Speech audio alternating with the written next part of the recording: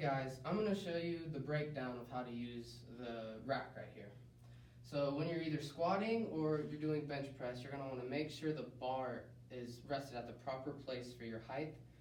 So in order to do that safely, you want to make sure the bar is off the bar rest.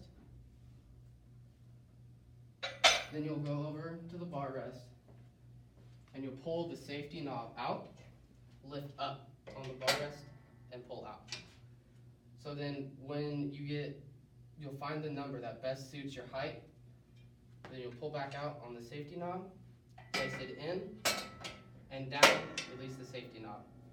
In order to make sure that the bar isn't cattywampus and that you're making sure that it's the safest place, you're going to keep it at the same number. So over here, I put it just below 5, so I'm going to want to pull out, lift up, and out, and make sure this one is also just below 5. Then I'm going to place the bar right back on top, and I'm good to go for that lift that I'm going to do. You can also do the same thing with the safety protection. So you'll pull out on the knob, lift up, and out. And then you'll adjust it to the best place for you. So I will put it at 11, out, and down.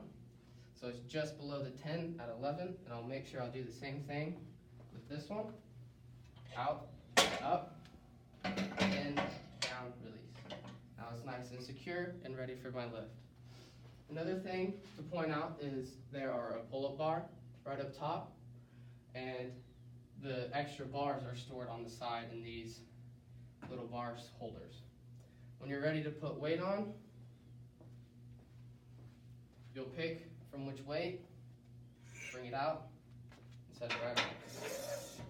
Make sure that when you're done, you don't leave the weight on the bar and just walk out.